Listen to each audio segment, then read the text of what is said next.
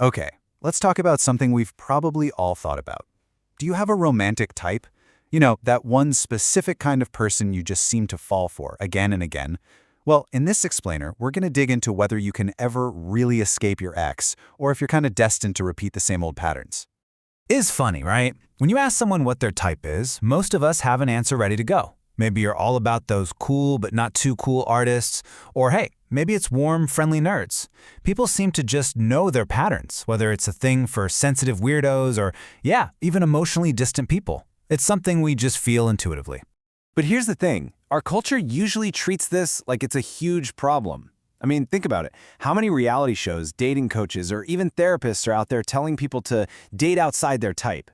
The whole message is that if your love life isn't working, you've got to break the pattern. It's framed like this bad habit you absolutely have to kick. So, that's the big question we're digging into. Is having a type really a bug in our system? Or is there something deeper going on? Let's figure out what's really happening when we seem to fall for the same person over and over. Okay, first things first. If you've ever felt like maybe you're just imagining this whole thing, you're not. Psychologists are here to tell you your type is very, very real. It's not just in your head. And what's kind of wild is just how measurable these similarities are. Studies have found that our past and current partners often match up on stuff like attractiveness, IQ, and even those big 5 personality traits. You know, like how agreeable or extroverted they are. So yeah, the data totally backs up our gut feeling. But why? Well, the first explanation is actually the most simple and straightforward one. It really just comes down to who's around us. This brings us to this key idea called assortative mating. It sounds super academic, I know, but the concept is really simple. We tend to get with people who are like us because they're the ones we meet.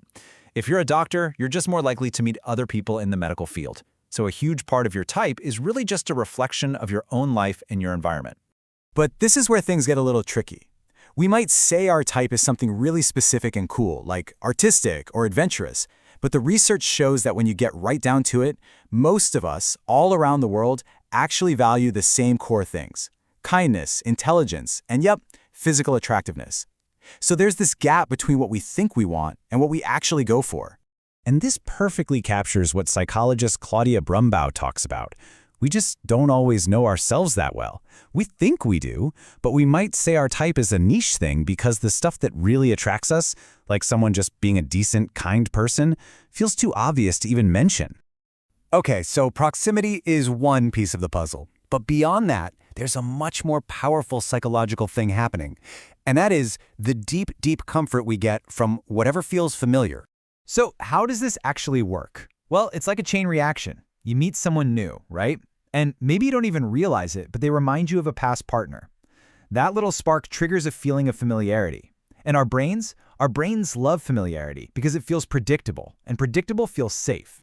Just like Brumbaugh says, that feeling of safety makes a total stranger seem way more approachable. We're just more willing to let our guard down with them, all because they kind of fit a pattern we already know. Now, this is so important. This pull towards what's familiar happens even if the past relationship was a total train wreck. And you might ask, why on earth would we do that? Well, because a bad situation that we can predict can feel psychologically easier to deal with than stepping into the complete unknown. It confirms how we think relationships work, even if our view is a pretty negative one. And all of this leads us to what might be the biggest reveal of all. The pattern we think we see, it might not be what we think it is. See, the pattern you keep repeating isn't just about the kind of person you're choosing. It has nothing to do with their job or their taste in music. It's really about the dynamic you create with them. We all have these sort of default ways of relating to other people. So it's not that we're just casting the same actor over and over. It's more like we're performing the exact same play, just with a new cast member. And this isn't just a theory. Research shows there's this remarkable consistency from one of our relationships to the next. Things like our overall satisfaction, how often we fight, how we show love, even how much we open up to a partner. All that stuff tends to stay the same. The common denominator isn't just them. Which, of course, brings us to our final and maybe most important point. So, the big takeaway here isn't that you need to go out and force yourself to date someone completely different. No, the real work is becoming aware of your own patterns. It's about understanding why you fall into these dynamics and being really honest about the part you play in creating them. Because as the source material for this explainer puts it so perfectly, it doesn't matter who you're with or what the situation is, your own habits, your own insecurities, your own way of being will always be there.